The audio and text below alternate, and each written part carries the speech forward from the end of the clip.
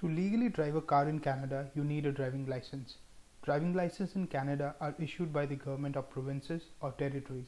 So the process of obtaining a driving license would depend on the province or territory where you are living. In this video, we'll discuss the process of getting a driving license in the province of Ontario and the driving privileges given at each level. The first step in Ontario's graduated licensing system is to obtain a G1 license, which comes with many driving restrictions. After at least 12 months or at least 8 months, if you have a certification from an approved driving school, you can apply to obtain the G2 license, which comes with less restrictions as compared to G1. Then after at least 12 months from the day of getting your G2 license, you can apply for a full G license, which comes with no driving restriction. So how to get a G1 license? To apply for a G1 license, you have to be at least 16 years old, you have to pass an eye test, and you have to pass a written knowledge test about the rules of the road and traffic signs. Once you pass these tests, you get a G1 license. Now there are many driving conditions attached to a G1 license. A driver with G1 license has to maintain a 0 blood alcohol level. The driver has to make sure every passenger wears a properly working seat belt. You cannot drive between midnight and 5 am with G1 license. You cannot drive on 400 series highways or high-speed expressways. Also, you always have to drive with a fully licensed driver. You cannot drive alone with a G1 license. You need to have a fully licensed driver who has at least 4 years of driving experience and also a blood alcohol level of less than 0.05.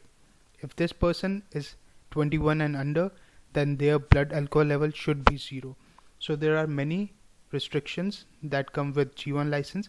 Basically, the G1 license is just the license to practice your driving with someone who's experienced. Now, how to get a G2 license? To get a G2 license, you have to pass a G1 road test, and you can only take G1 road test after 12 months with a G1 license. So you have to wait for at least 12 months after obtaining your G1 license to take this G1 road test.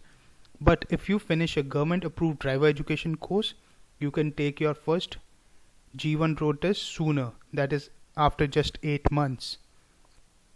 Now with G2 license, there are not many restrictions as compared to G1 license. With G2 license, you can now drive without any experienced driver in your car. That means you are allowed to drive alone. You are allowed to drive on all Ontario roads, including highways, and at any time of the day in most cases. But you must still have a 0 blood alcohol level while driving, and you can carry only as many passengers as there are working seat belts in your car. But if you're under 19, then there are some other restrictions that apply.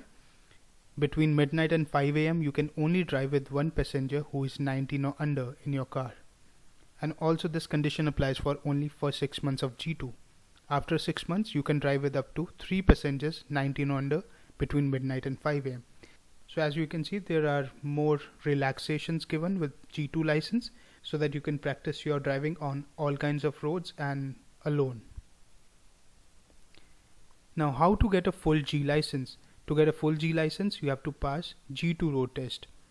Now this G2 road test you can only take after 12 months with a G2 license. So after obtaining your G2 license, you have to wait for at least 12 months to take G2 road test.